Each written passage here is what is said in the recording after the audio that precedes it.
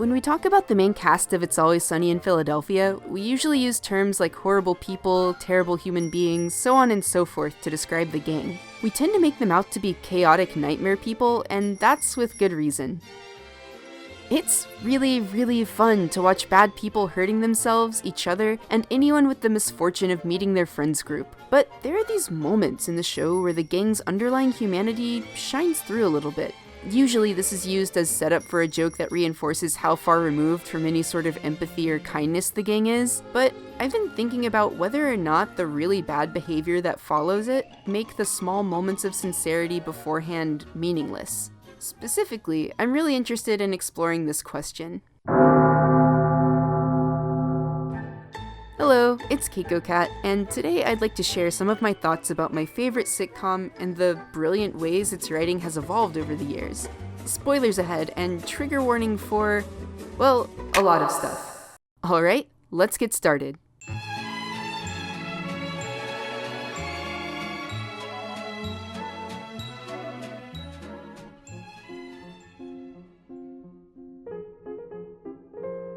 One of the reasons I think the comedy in It's Always Sunny hits so hard is because these characters are walking, talking tragedies. When you look at each of their life situations objectively, it's really sad.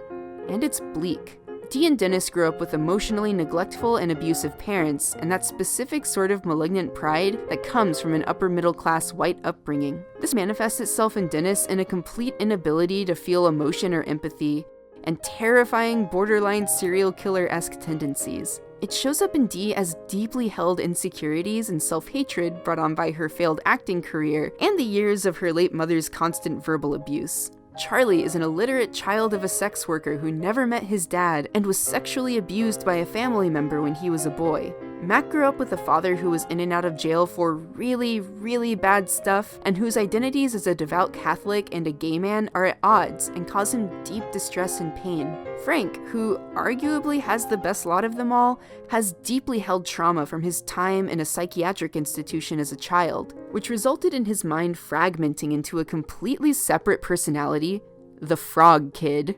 And that's just their baggage before the show starts. All of them experience objectively horrifying trauma through the 14 seasons of the series. It's so awful you can't help but laugh. The envelope of depravity gets pushed further and further as each season continues, and extreme, deeply disturbing situations become the fuel for some of the funniest television ever.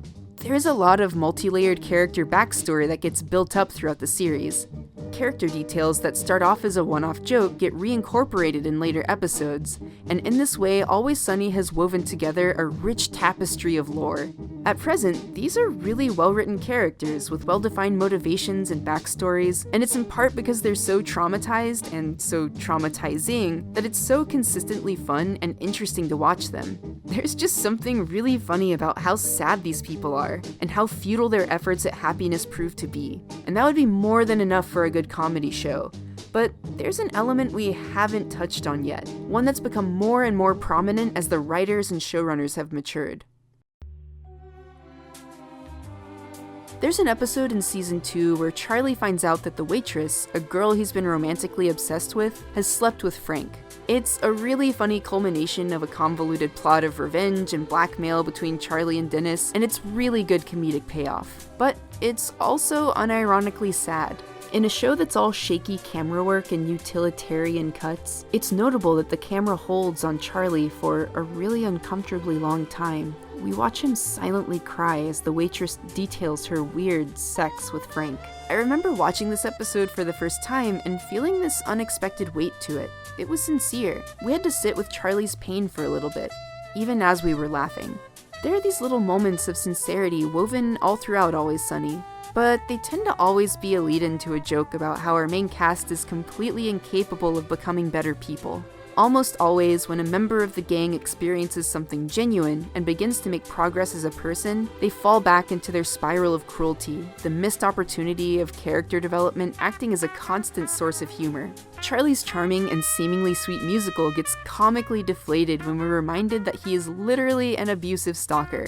An inspiring dance number at a high school reunion gives way to a harsh cut to the reality of the gang being a bunch of sweaty, out-of-shape weirdos. The gang's almost earnest selection of birthday gifts for Charlie end up being a ploy to get him excited about murdering rats in the basement again. Our characters make progress, then something makes them revert back to their normal selves. We get a well set up joke, and the whole show is set back to normal. There's a specific sort of balance that gets set up by this.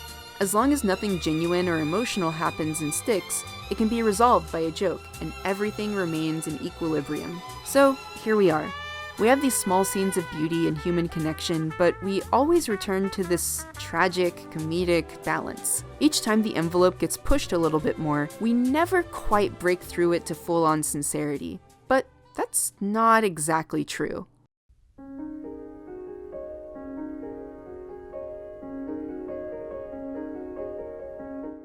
In the season 6 episode D Gives Birth, there's this scene that happens toward the end. The whole episode, as the title implies, has been D preparing to give birth, and Mac, Dennis, Charlie, and Frank arguing non-stop about who should be taking the role of father. This results in Frank throwing a bizarre drug-fueled house party where they gather all of D's past partners throughout the series. So the final scene happens, and the gang and all of the weirdos D has slept with in the past are there as D is about to come out of the waiting room. In another notable break from the show's typical camera work, D gets wheeled out in slow motion set to a really, really beautiful piano ballad.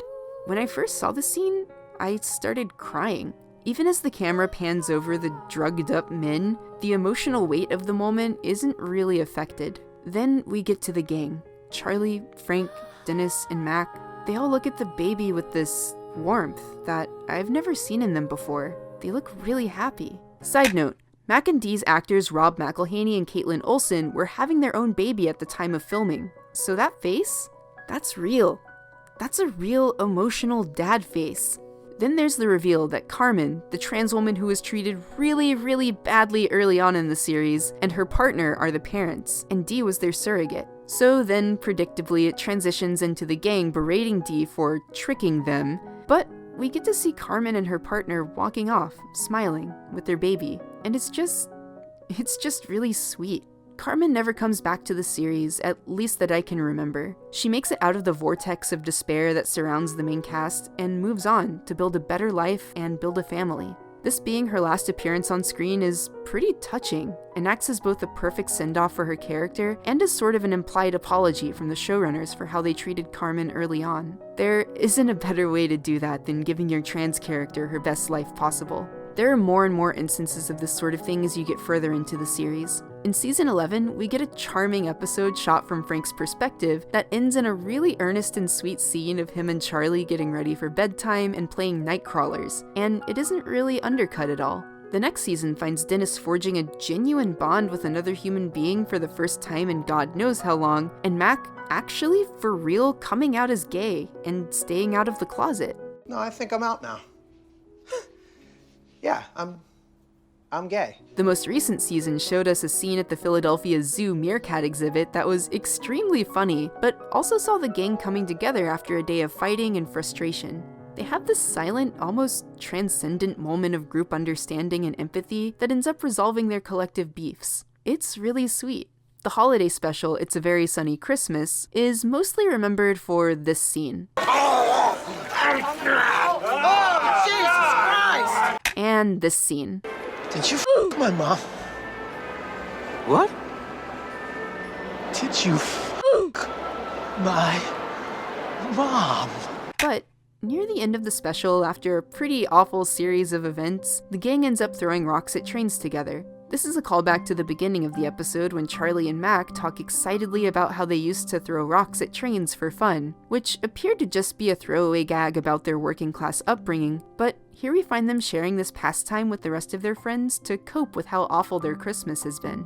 And then the scene transitions to a young Charlie and Mac doing the same thing. Mac puts his arm around Charlie and says, "Merry Christmas, buddy." And suddenly, to my surprise, I was crying at Always Sunny again. So, we know that somewhere deep, deep underneath the sedimentary layers of cynicism and pain, there's something in Dennis, Mac, Charlie, D, and Frank that's still human. Something that yearns for connection and growth. But does that actually result in anything?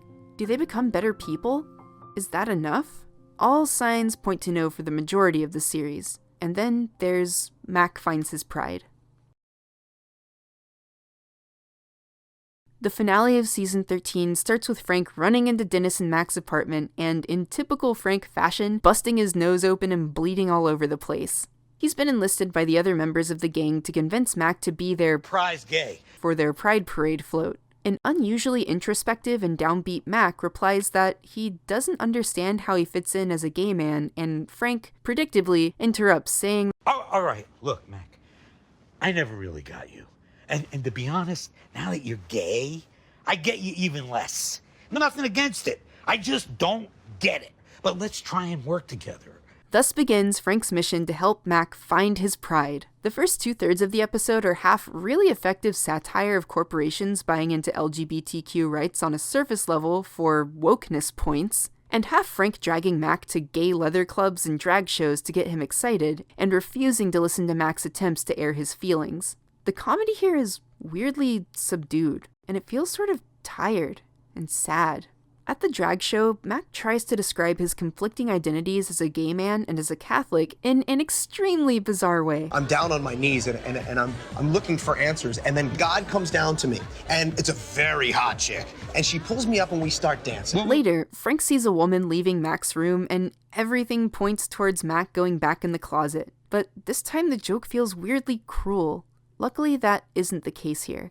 And then, we get something oddly genuine from Frank. You see, Mac, I've been in agony the whole day. But I came to this realization that sometimes you gotta let the blood flow in order to start the healing. So you're saying that if I dance on the float, that maybe I'll find my pride? No, forget the float.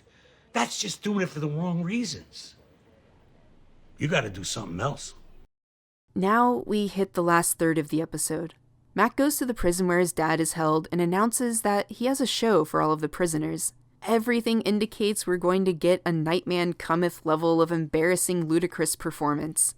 Mac then stares his dad in the eyes and says, I got something that I gotta tell you, Dad, and I've been trying to find the best way to do it, and I just thought instead of saying it, maybe I could just show you how I feel inside.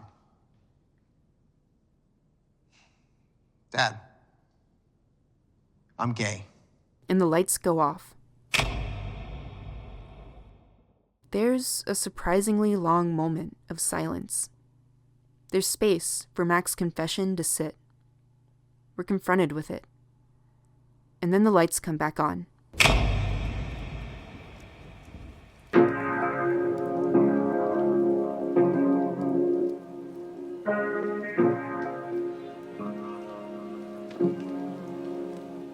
I can't really explain how this made me feel. Always Sunny has always experimented with its cinematography, but it's always seemed to me like different versions of the typical shaky cam style. The camera work here is like nothing else ever seen in the show. The smooth gliding of the camera, the almost museum-like lighting, the warm color grading, the delicate song from Sigur Rós' Jonsi perfectly timed to the graceful, ridiculously impressive choreography. It was a shock. At some point, I realized that this is exactly the imagery Mac was using earlier with Frank, and that Mac pointing out how muscular he is in earlier episodes of the season, the woman leaving his room earlier in the episode, it was planned. It was hinting at him practicing for this performance throughout the whole season. With every second that passed, I remember feeling a growing dread that this was all going to be set up for a joke. And then, Mac's dad leaves. Everything stops. We feel Mac's pain here. His relationship with his dad and with God are really similar. Both of them loom over Mac in all of his choices, their judgment a constant source of anxiety in his life. The thing he desires more than anything else in the world is attention and approval from Luther and from God. And now his dad, one of the pillars he defined his life against, walks out on him. He completely rejects Mac.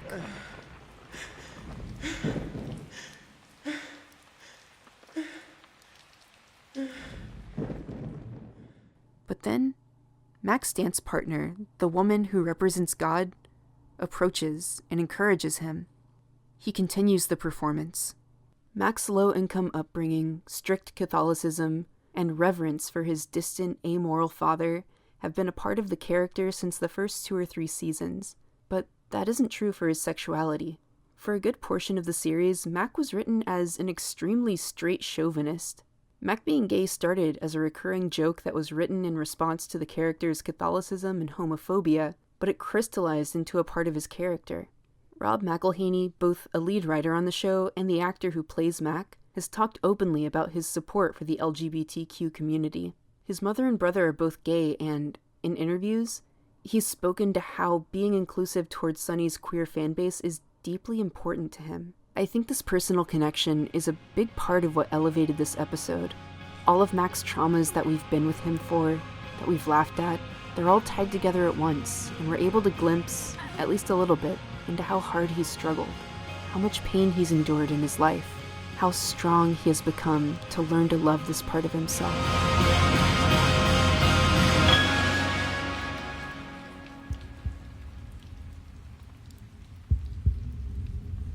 When the dance ends, Mac collapses into his dance partner's arms, and he cries. He sobs. She holds him, and she says, "It's okay. It's okay. It's okay."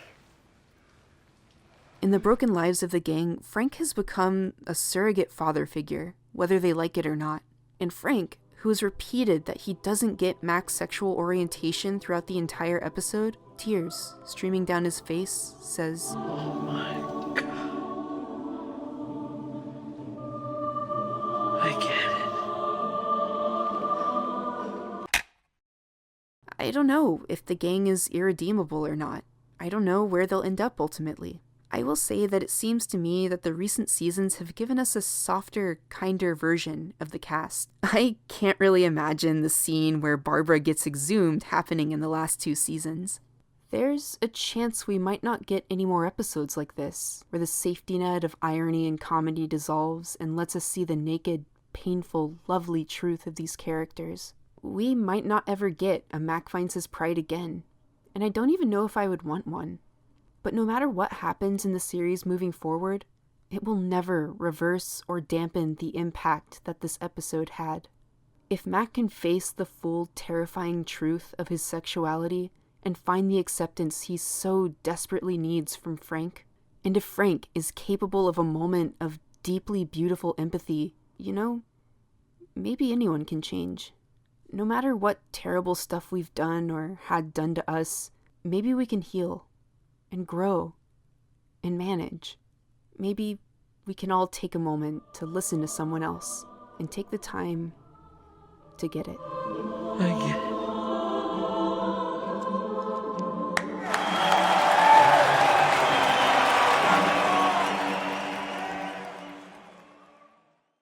Part of that. I mean, of course, with me, I run me into a door and my nose explodes, and that was my whole.